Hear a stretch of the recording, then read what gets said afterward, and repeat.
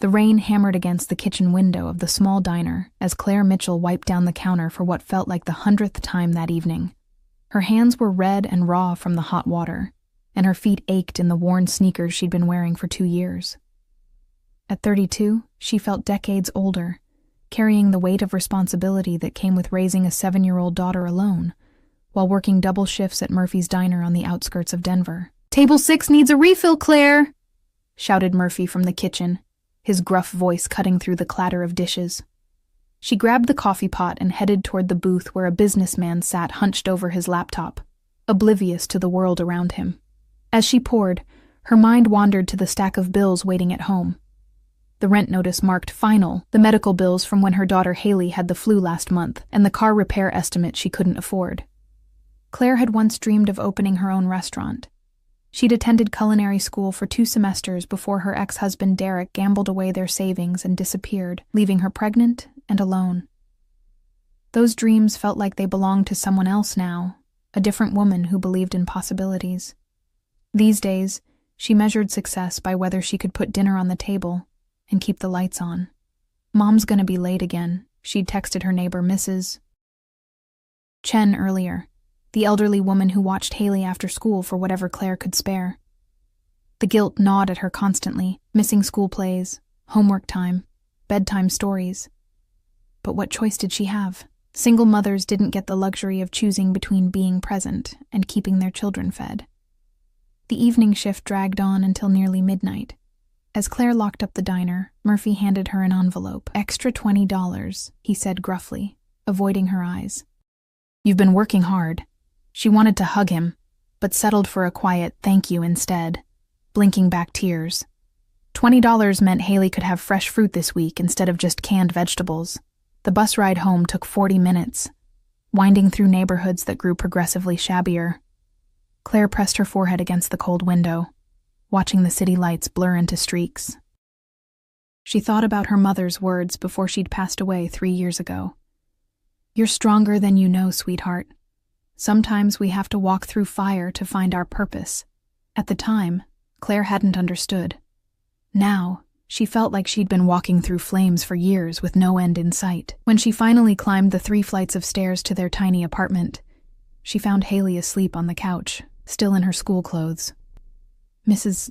Chen sat in the armchair, knitting needles clicking softly. "She tried to wait up for you," the older woman whispered. "Made you a drawing. It's on the fridge." After Mrs. Chen left, Claire carried Haley to bed and looked at the drawing.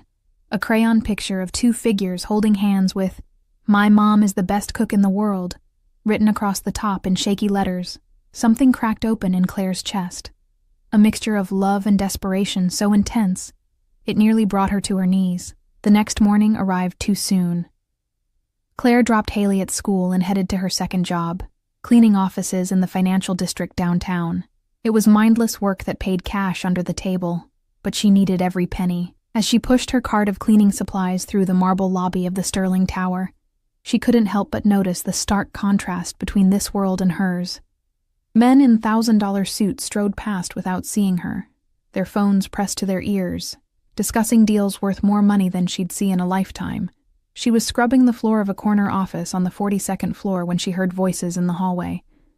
"Mr. Sterling wants this space cleared by Friday," someone said urgently. "The charity gala is Saturday night and everything needs to be perfect. He's personally overseeing every detail." Claire had heard of Marcus Sterling. Everyone in Denver had. The 38-year-old billionaire had built a tech empire from nothing, or so the stories went. His face appeared regularly in business magazines and society pages, always serious, always composed.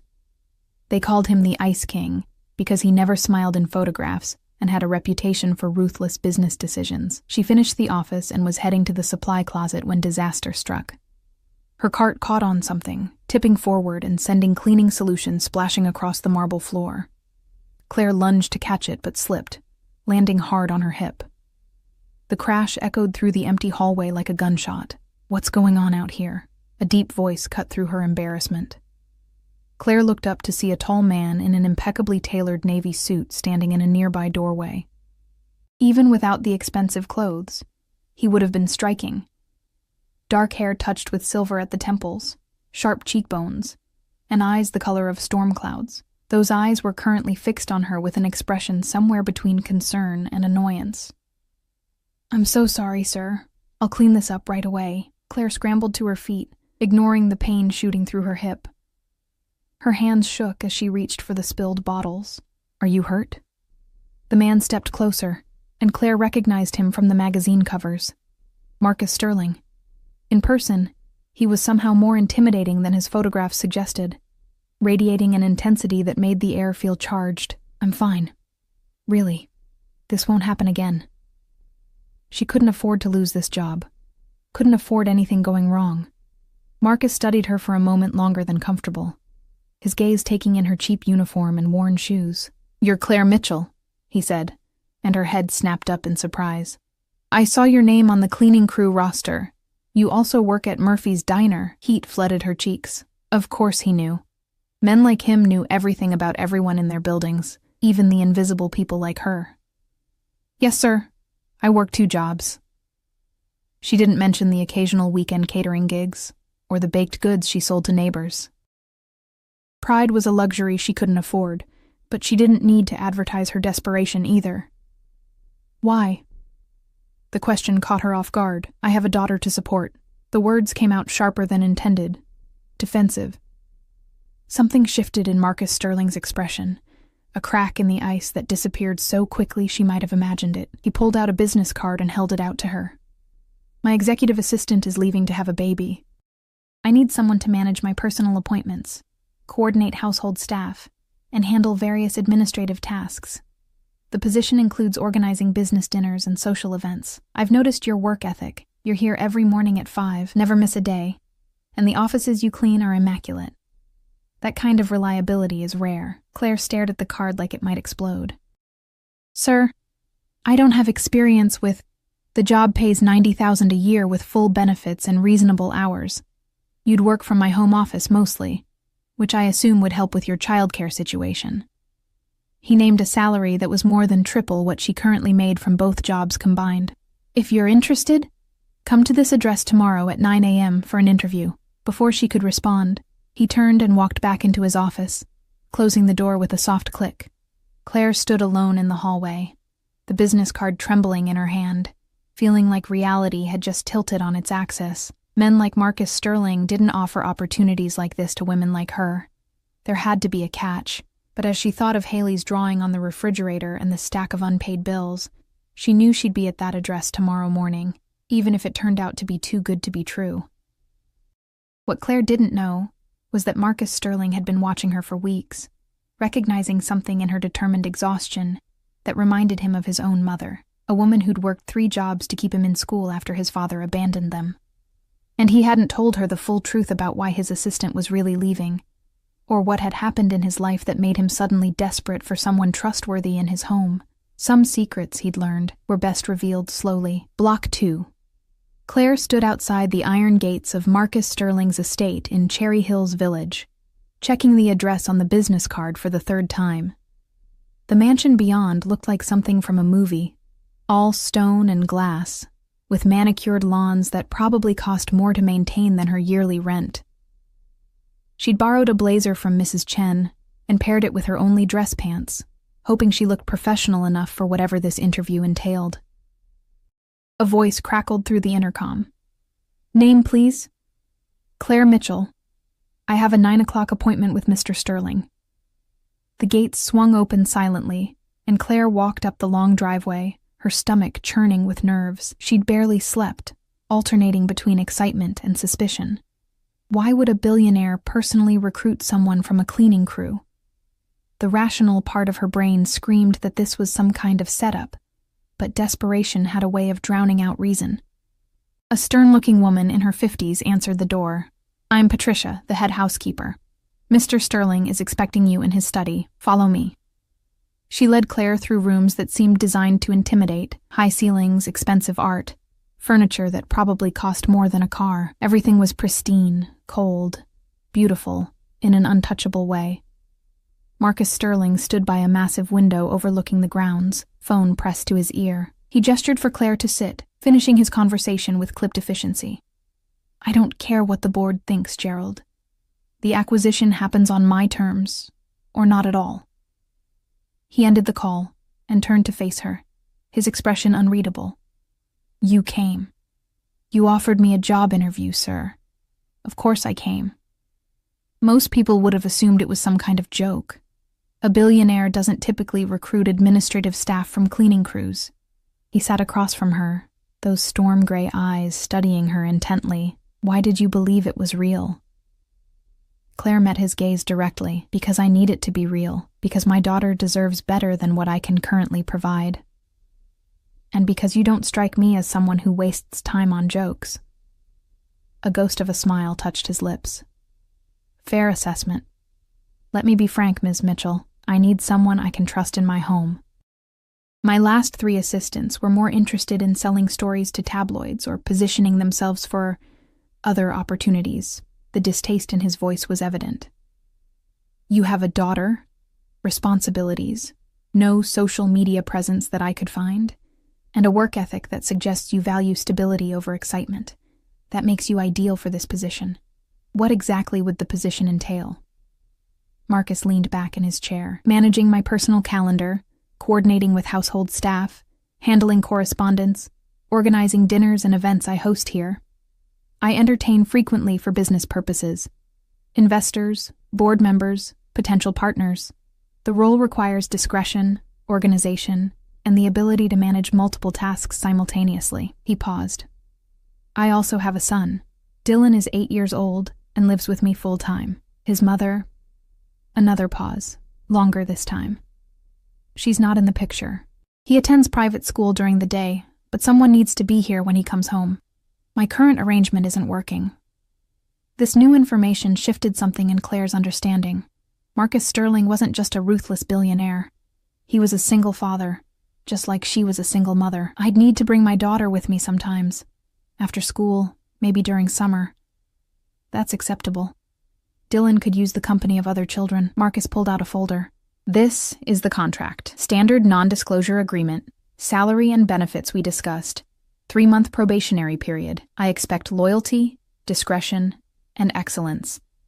In return, I offer job security, fair compensation, and respect for your time with your daughter. I don't believe in making people choose between their children and their careers." Claire read through the contract carefully, her heart pounding. It seemed straightforward, almost too generous. Health insurance, dental, vision, paid time off, even a college fund contribution for Haley. "Why are you really doing this?" she asked quietly. "There are professional staffing agencies full of qualified people." Marcus was silent for a long moment, his gaze distant. "My mother worked herself to death trying to give me opportunities. 3 jobs, no health insurance, sleeping 4 hours a night. She had a heart attack in a grocery store when I was 16. I found her when I came home from school." His voice was flat, carefully controlled. "I built this empire in her memory. But recently I've realized I'm failing the one person who actually depends on me now. Dylan barely knows me. I work 18-hour days, travel constantly, and when I'm home I'm distracted. He needs stability, and I need someone who understands what it means to put a child first." The raw honesty caught Claire off guard.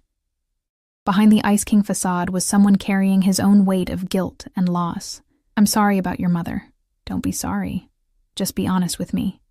Can you do this job?" Claire thought about her skills, the organizational abilities she'd developed juggling multiple jobs, the cooking talent she'd honed in culinary school and refined through years of necessity, the emotional intelligence required to navigate difficult customers and demanding bosses. "I don't have much to offer, sir. No fancy degree, no corporate experience, but I can cook, I can organize, I can manage chaos, and I know how to make a house feel like a home instead of just a showpiece. If that's what you need, then yes, I can do this job." Marcus extended his hand. "Then welcome to the team, Ms. Mitchell. You start Monday." The next few days passed in a blur. Claire gave notice at both her jobs, ignoring Murphy's knowing smile and the cleaning supervisor's stunned expression. She bought Haley new school clothes with the advance Marcus had insisted on providing, and tried to explain the new situation to her daughter without revealing her own uncertainty about whether this was really happening. Monday morning arrived cold and bright. Claire dropped Haley at school and drove to the Sterling estate, still half convinced she'd arrived to find the gates locked and the whole thing revealed as an elaborate dream. But Patricia answered the door with the same stern expression, leading her to a well-appointed office adjacent to Marcus's study. Mr. Sterling left instructions for your first week. Familiarize yourself with his calendar, coordinate with the chef about this weekend's dinner party, and review the household staff schedules. Patricia handed her a tablet loaded with information. He's in meetings downtown until 3. Dylan gets home at 4:15. Mrs. Wallace usually manages him, but she called in sick today. You'll need to handle pickup. The morning disappeared into spreadsheets and phone calls. Claire discovered that running a billionaire's household was like conducting an orchestra. Every moving part had to sync perfectly, or the whole operation fell apart. The dinner party guest list alone required 3 hours of cross-referencing dietary restrictions, seating arrangements based on business relationships, and coordinating with the chef about menu options. At 4 o'clock, Claire drove to Dylan's private school in Marcus's guest car, a luxury sedan that made her nervous to even touch. She waited with the other parents and nannies, feeling distinctly out of place in her borrowed professional clothes. When Dylan emerged, she recognized him immediately. He had his father's dark hair and serious expression, but his eyes were different, lighter, sadder, older than 8 years should allow. "You're not Mrs. Wallace," he said flatly, climbing into the back seat. "I'm Claire. I'm your dad's new assistant. Mrs. Wallace is sick today, so I'm picking you up." They all leave eventually. Dylan stared out the window, his voice matter of fact. "Dad hires people. They pretend to care. Then they quit or get fired. Are you going to pretend too?" The question pierced through Claire's professional composure. She pulled the car over and turned to face him. "Dylan, I'm not going to pretend anything with you. I'm here because I need this job to take care of my daughter.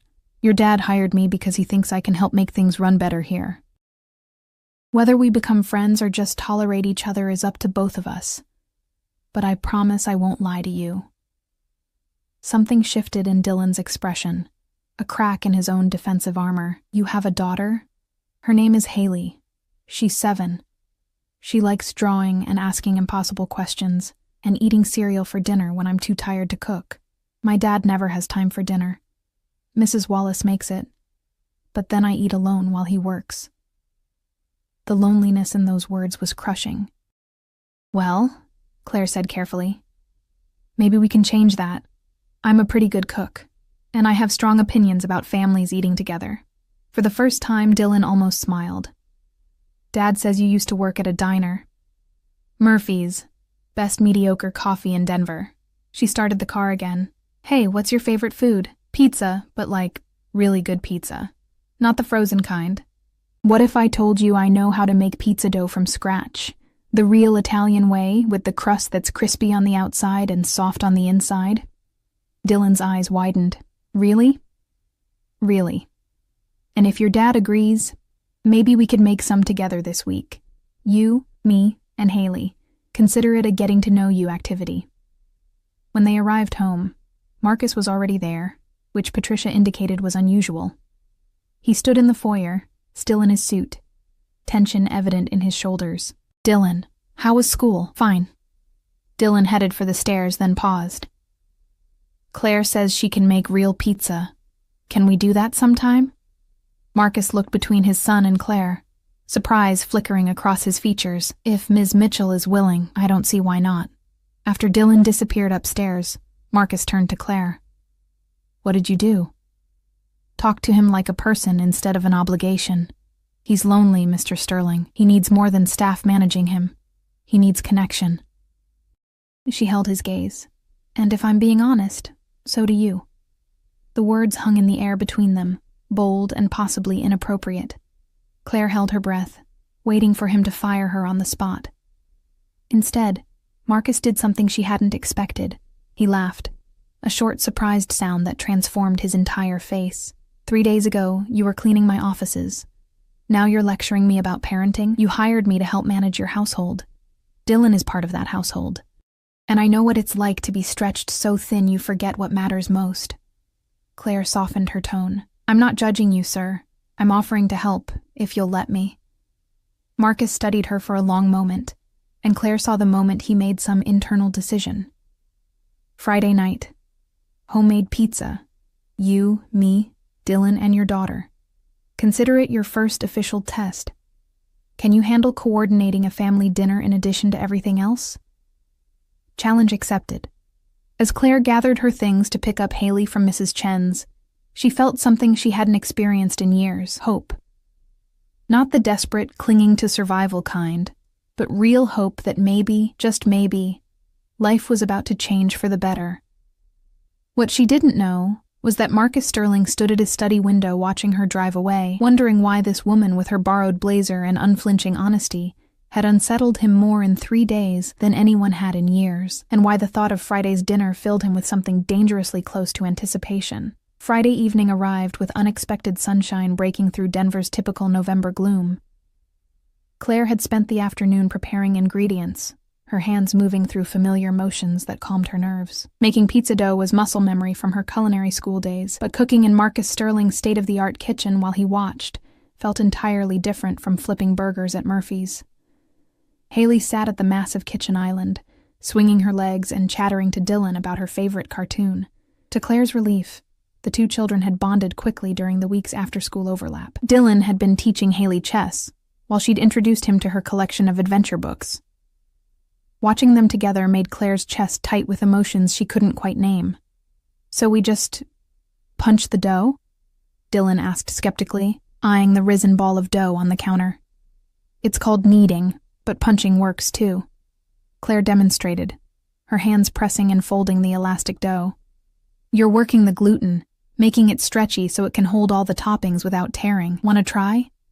Dylan approached cautiously, plunging his small fists into the dough. His serious expression cracked into genuine laughter when it squished between his fingers. "This is weird. Let me try." Haley climbed onto a step stool, and soon both children were giggling as they took turns attacking the dough with enthusiasm if not technique. Marcus leaned against the doorframe watching the scene, still in his dress shirt, though he'd removed his tie and rolled up his sleeves. Clare had noticed him doing that all week, hovering at the edges of domestic moments like he didn't quite know how to enter them. She'd also noticed other things. The way his jaw tightened when Dylan's school called about a playground incident, how he absently rubbed his temples during conference calls, the late nights when his study light remained on long after everyone else had gone to bed. "Mr. Sterling, you're not exempt from kitchen duty," Clare said, gesturing him over. "Come teach your son the proper way to toss pizza dough." "I don't know how to toss pizza dough." "Then you'll learn together. That's the point." She handed him a portion of dough, their fingers brushing briefly. The contact sent an unexpected jolt through her that she quickly suppressed. This was her employer. A billionaire. Someone so far outside her world they might as well be different species. But as Marcus stood next to Dylan, attempting to spin the dough with comically terrible results, Clare saw something else. A man trying to connect with his son but unsure how. Wealth and power irrelevant in the face of parenthood's universal challenges. "Dad, you're doing it wrong." Dylan laughed as dough stuck to Marcus's hands. "Clearly, I should stick to corporate acquisitions." But Marcus was smiling, really smiling, and the transformation was startling. The Ice King melted, revealing someone younger, more vulnerable, almost handsome in a way the society page photographs never captured. Clare looked away quickly, focusing on helping Haley spread tomato sauce. She couldn't afford these kinds of thoughts. This job was her family's lifeline, nothing more. They assembled 4 pizzas, one for each person to customize. Dylan created an elaborate face with pepperoni and olives. Haley arranged hers into a flower pattern. Marcus's was precisely organized by topping type, which made Clare laugh. Hers ended up loaded with everything, a habit from years of making food stretch as far as possible. As the pizzas baked, filling the kitchen with the smell of yeast and melting cheese, Marcus opened a bottle of wine for the adults and poured juice for the children. They sat around the kitchen table, not the formal dining room Marcus usually used for entertaining, and for the first time since Clare had started working there, the mansion felt like a home. "Ms. Mitchell, where did you learn to cook like this?" Marcus asked, savoring his first bite. "Clare, please. Ms. Mitchell makes me feel like I'm in trouble." She took a sip of wine, surprised by its quality. "I went to culinary school, actually.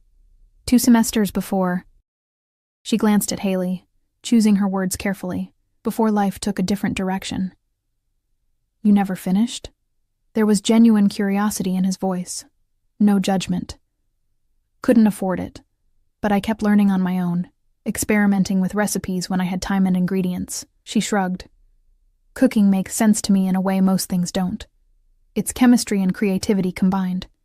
And at the end, you've created something that nourishes people. There's satisfaction in that. Marcus studied her with that intense gaze she was beginning to recognize. What would you do if you could finish? If money wasn't an obstacle? The question caught her off guard. I used to dream about opening a restaurant. Nothing fancy. A neighborhood place where people felt welcome, where the food was excellent but not pretentious. Comfort food elevated, I guess. She laughed self-consciously. But that's just a fantasy. Reality is making rent and keeping Haley in good schools. Dreams don't have to stay fantasies. Marcus's voice was quiet but firm. I built sterling technologies from nothing because I refused to accept that my circumstances defined my possibilities. You also had advantages I don't. Education, connections, opportunities. I had none of those things initially. What I had was determination, and people who took chances on me when they didn't have to. He paused. My first investor was a diner owner who let me pitch my business plan while I washed dishes in his kitchen. He gave me $5,000 he couldn't afford to lose because he saw something in me beyond my circumstances. Claire felt something shift in her understanding of Marcus Sterling. The magazines painted him as a self-made billionaire, but they never mentioned diner kitchens or impossible risks taken by people who barely had anything themselves. The conversation flowed easier after that, touching on everything from Dylan's upcoming science fair project to Haley's obsession with dinosaurs to Marcus's disastrous attempt at learning to ski last winter. Claire found herself genuinely laughing. Not the polite laughter of an employee, but real amusement at Marcus's self-deprecating stories. After dinner, Dylan asked if Haley could stay to watch a movie. Claire checked her watch. It was already past both children's bedtimes, but the hopeful looks on their faces made her relent. One movie, then we have to go. Marcus surprised her by joining them, all four settling into the media room's plush seating. The children picked an animated adventure film, and within 20 minutes both had fallen asleep. Haley curled against Claire's side, Dylan's head on Marcus's shoulder. We should move them, Marcus whispered, but neither adult moved immediately, reluctant to break the peaceful moment. He doesn't usually fall asleep with me, Marcus said quietly, looking down at his son. He's always so guarded, like he's afraid to need me too much. Maybe he's afraid you'll disappear like his mother did. Claire spoke gently, recognizing the pain in both father and son. Haley went through something similar. Her dad left when I was 6 months pregnant, and for the longest time she wouldn't let me out of her sight. She was terrified I'd vanish too. How did you help her through it? Consistency. Showing up every single day, even when I was exhausted or overwhelmed. Eventually, she learned she could trust that I wasn't going anywhere. Claire adjusted Haley's position carefully. Children are resilient, but they need proof, not promises. Marcus was quiet for a long moment. His mother left when he was 3. Caroline couldn't handle the reality of motherhood, the sleepless nights, the constant needs, the way children reshape your entire existence. She wanted the Instagram version of family life, not the messy reality. His voice hardened. She moved to Europe with her tennis instructor. Sends birthday cards twice a year if Dylan's lucky. I'm sorry. That's incredibly painful for both of you. I thought providing everything material would be enough. Best schools, opportunities, experiences. But this week, watching him with you and Haley, Marcus trailed off. He's happier than I've seen him in years. You did that in 5 days. What does that say about me as a father? Claire turned to face him fully. It says you're human. It says you've been doing your best while carrying enormous responsibilities alone. But Marcus... She used his first name without thinking, the formality dropping away. Dylan doesn't need perfect. He needs present. He needs you to show up, even messily, even when you don't know what you're doing. Their eyes met in the dim light of the television screen, and something passed between them, understanding, connection, something deeper that made Claire's breath catch. Marcus reached out slowly, tucking a strand of hair behind her ear, his fingers lingering against her cheek. "Claire," he started, but the moment shattered when Dylan stirred, mumbling in his sleep. They both pulled back quickly, the spell broken. Claire stood, suddenly aware of how inappropriate this was becoming. "I should get Haley home. School tomorrow." Marcus nodded, his expression unreadable again, walls sliding back into place. "Of course. I'll help you get her to the car."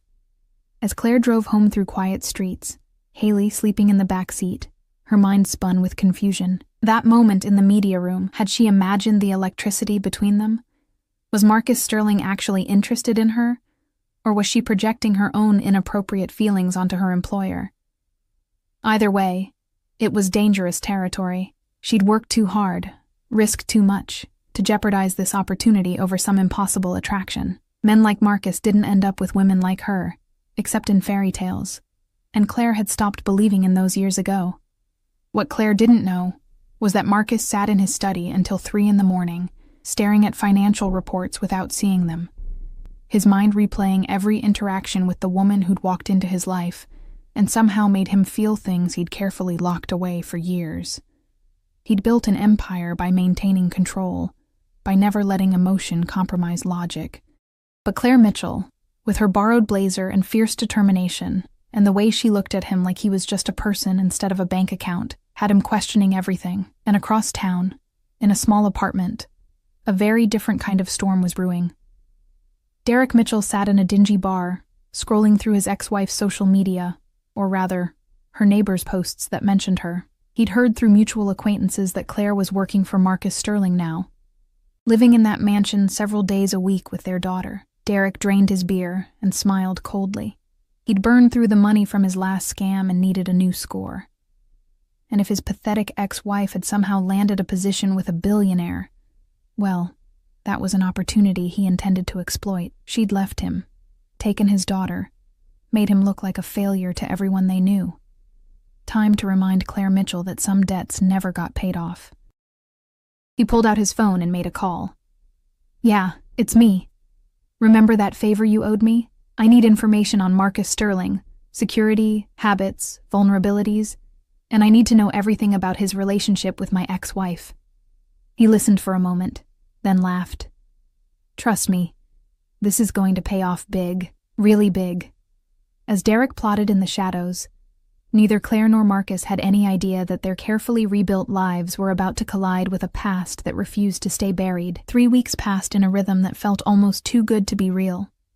Claire had settled into her role with surprising ease, managing Marcus's complex schedule while creating a warmth in the Sterling household that had been absent for years.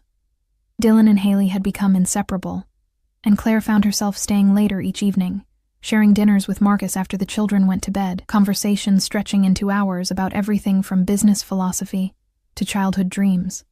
The attraction between them had grown harder to ignore. Marcus found excuses to brush past her in doorways, their eyes meeting with increasing frequency across rooms. Claire caught herself dressing more carefully in the mornings, applying lipstick she hadn't worn in years.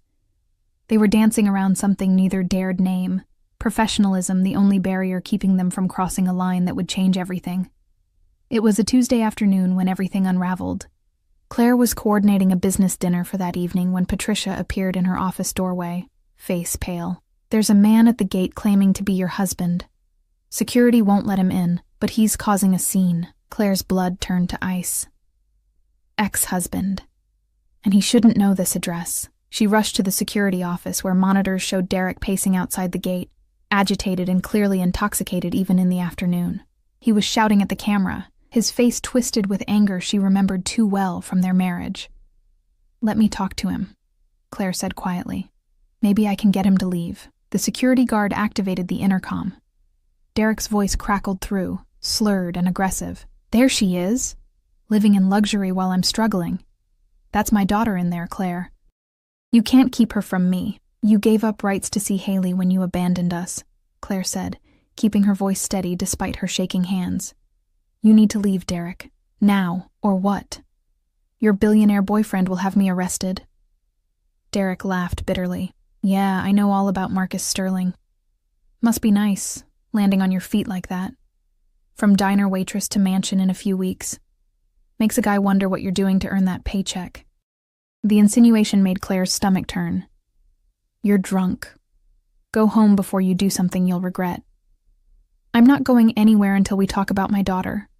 And about the money you owe me. I don't owe you anything. You took everything when you left. My pride, my reputation, my kid. Time to pay up, Claire. I'm thinking your new boss would be very interested to know about your past. About how you drove me to gambling because you were so cold, so demanding. That's enough.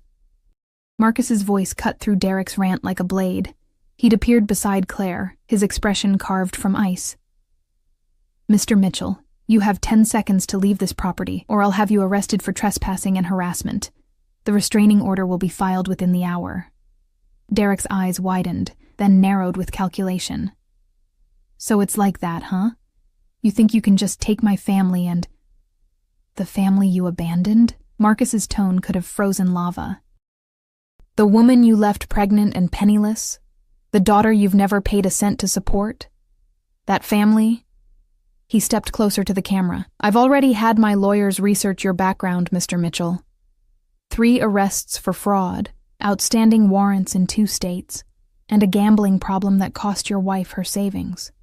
You have nothing here. No rights, no claim, no leverage.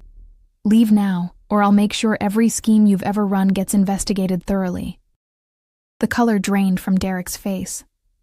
After a long moment, he backed away from the gate, pointing at the camera. This isn't over, Claire. You can't hide behind him forever. But his voice lacked conviction now, and he stumbled toward a beat-up car parked down the street. Claire watched him drive away, her whole body trembling with reaction. I'm so sorry. I don't know how he found out where I work. I never told anyone. It's not your fault. Marcus turned to her, his expression softening. Are you all right? I need to pick up Haley from school early. If he knows where I work, he might know where she goes to school. Panic edged into her voice. I need to make sure she's safe. I'll come with you.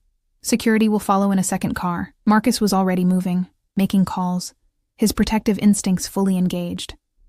Patricia, cancel my afternoon meetings. Get our lawyers on the phone. I want a restraining order filed immediately and private security assigned to Claire and Haley until the situation is resolved. In the car, Claire couldn't stop shaking. You've done background checks on me? The question came out smaller than she intended. Marcus glanced at her. Standard procedure for anyone working in my home. I'm sorry I didn't tell you, but Claire, there was nothing in your background that concerned me. A difficult marriage to an unstable man, financial hardship, a custody situation that was entirely in your favor because you were the only parent who showed up. None of that reflects poorly on you. He'll try to make trouble. Derek always does when he needs money. He'll tell lies, make accusations. Let him try. Marcus's voice was steel. I have resources he can't imagine. If he comes near you or Haley again, I'll bury him in legal action so comprehensive he'll wish he'd never heard the name Sterling. They reached Haley's school to find her safe, playing on the playground, oblivious to the drama. Claire pulled her daughter close, breathing in the familiar scent of her shampoo, grounding herself in what mattered. That evening, after Haley was settled in one of the mansion's guest rooms, Marcus had insisted they stay at the estate until Derek's threat was neutralized. Claire found Marcus in his study, staring out the window at the city lights below. Thank you, she said quietly from the doorway, for everything today, for protecting us. Marcus turned, and the expression on his face stole her breath. Claire, I need to tell you something, and I need you to listen without interrupting. He crossed to her slowly. These past few weeks have been the best I've had in years. Coming home knowing you'll be here. Watching Dylan laugh again. Sharing dinners and conversations that remind me there's life beyond balance sheets and board meetings. You've changed everything. Marcus, I know this is complicated. I'm your employer. There are power dynamics, professional boundaries we shouldn't cross.